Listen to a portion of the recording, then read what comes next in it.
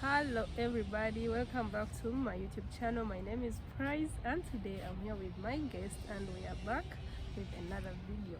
If you like our kind of content, please don't forget to subscribe and liking this video. So today, introduce yourself first before I introduce the video. Hello, greetings to everyone around the world. This is Julius once again. I had disappeared from the channel, but I'm back. Yeah, people used to tell you to open your own channel. Have you opened? I've not opened, maybe in the near future, because YouTube is not my thing. Right, thank you so much for joining my video today. And we are going to be talking about current affairs in Kenya. You know, Jill Biden, the First Lady of the United States, is in Kenya. Do you wish she would have been in Uganda instead of going to Kenya? Okay, maybe I take myself as an East African, really. Okay. I would have preferred being there when she has landed. But still, when I'm in Uganda, I still feel privileged and empowered that she landed in East Africa. She didn't land in Kenya, she landed in East Africa. Yes. It's her 6th time in Africa and her 3rd time in Kenya. 3rd time in Kenya. What do you think? What's special about Kenya that she has to be in Kenya 3 times? And remember, this time it's her 1st time there as the First Lady of the United States of America. Yeah, of course, goes back to how Kenya is. Kenya, first and foremost, you should count yourselves lucky and don't take it for granted. You just know that you are the anointed king in East Africa. Use this opportunity because it's an interesting thing. Of course, it might be having many questions than answers, but at the end of the day, why Kenya? Yeah. There is a reason. I think Kenya, me personally, I see it's a special occasion for Kenya, and us as part of East Africa with Kenya, we are beneficiaries. So we should be happy that we can pull the whole lead of the world, because U.S. president is actually the president of the world. So the First Lady is surely the First Lady of the world, coming to visit us in Kenya, in East Africa. So I didn't get the answer. My question was, why Kenya? Did you give me the answer? Okay, that's why I said that it might have more questions than answers. At the end of the day, maybe like to answer you, Kenya is a special country. In probably because there is a reason why someone cannot fly tens of thousands of miles away and just come for her third time. Yeah. There is a reason. I think Kenya is just special. Kenyans who are following us should tell us how special you are for the First Lady of the whole world to visit you 3 times. So Kenyans who are watching, please tell us what's special about you that the First Lady of the United States of America has to come to your country 3 times. 3 times. What keeps bringing her there? So what does this benefit the people of Kenya? Do you think there are like some benefits, and especially this time that she's visiting as the First Lady? What are the benefits? Yeah, definitely there are many benefits. Especially now it has sold Kenya. That is the first thing. Now the whole world knows about Kenya.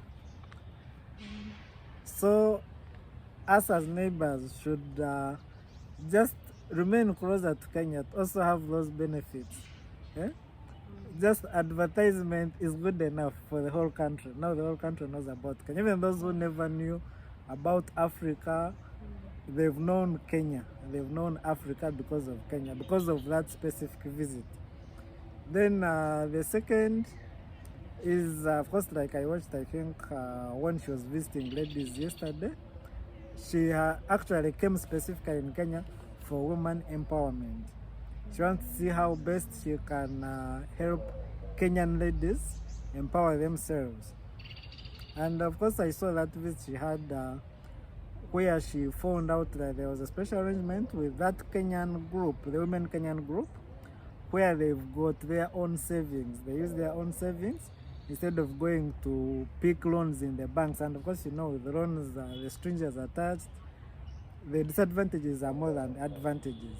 So these people use their little money, which they gather, they contribute. Then at the end of the day, whoever wants money within the group, they can borrow that same money at a small interest.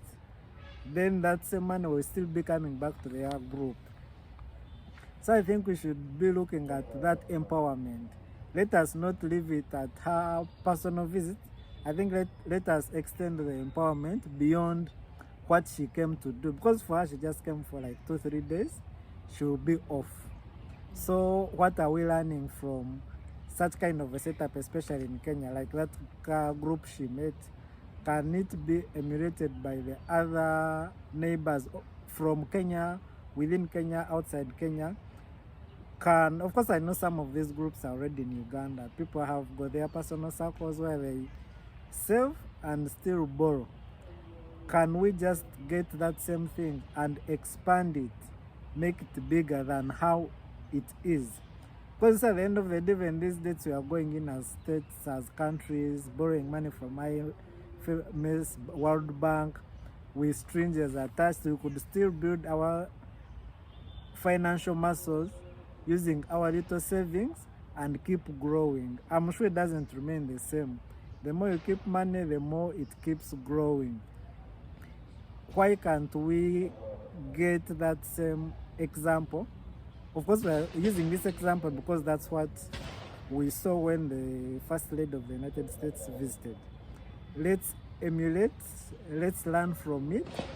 Let's know that we can only get ourselves out of poverty by doing the right thing, especially in relation to saving. If we can do enough saving, borrow our own money, we don't have to worry that these Western countries are going to come and take over our things because we fail to pay, because we shall be using our own money. Why can't we build our own local banks? What is so hard by us building our local banks instead of depending on the World Bank, International Monetary Fund, some of those other borrowers from China? Because you see, these guys are going to tie us with these debts for years and years to come.